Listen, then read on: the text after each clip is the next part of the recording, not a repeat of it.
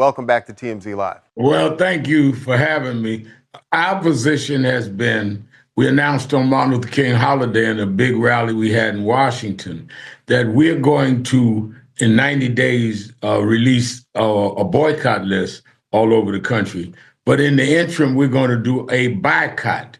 We're going to go and support those that support diversity. And you must remember these DEI programs are not only for blacks, it's for LGBTQ, it's for disabled, it's for veterans. So our position is very simple. If you do not want to commit that you will have diversity in your workforce, diversity on your board, diversity on your C-suite, then why would you want to have diversity among your consumers?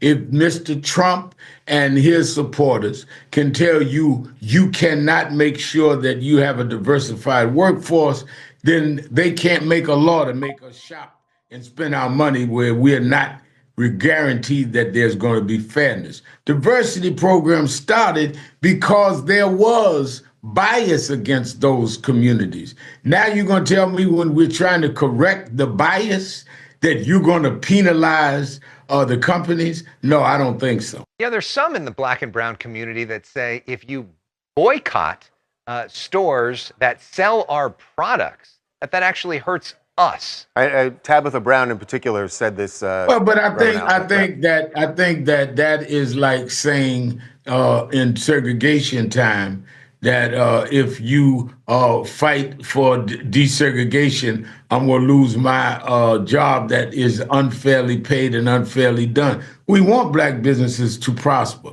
but we don't want them to prosper at the expense of dealing with the larger issue. We should take those companies and support them, put them online.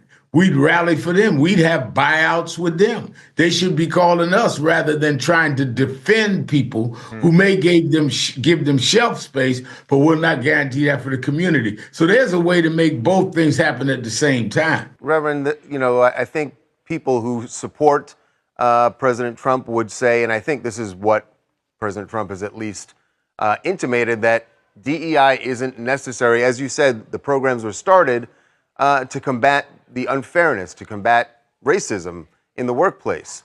And what he would have you believe, I think, is that we don't need that anymore because racism isn't an issue, and we're all just going to be, we're all going to be judged by merit.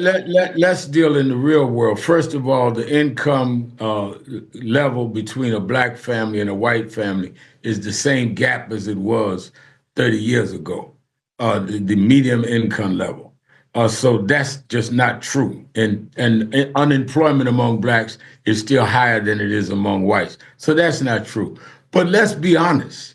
These DEI programs started after the killing of George Floyd and a movement all over the world around George Floyd. I preached George Floyd's funeral. I led the big march in Washington. I was involved in that. And corporations start saying, yes, we must do more about racism. Yes, we must stand up. So what is Trump talking about? Trump was the president when George Floyd happened. He said nothing, did nothing. He only went across the street from the White House, held a Bible up in front of the church and said, if the shooting starts, the looting starts, the shooting starts, threatening nonviolent protesters. So we're not talking about back in the day. We're not talking about in segregation time or slavery time. Talking about 3 or 4 years ago, George Floyd is when they started most of these DEI programs. So are you saying under some magic wand that everything was solved in terms of the racial gap in 3 years?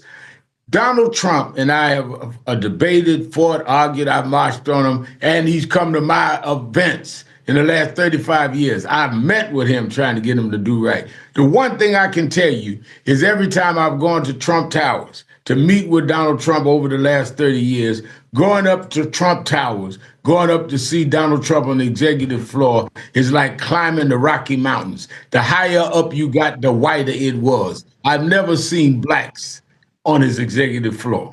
That is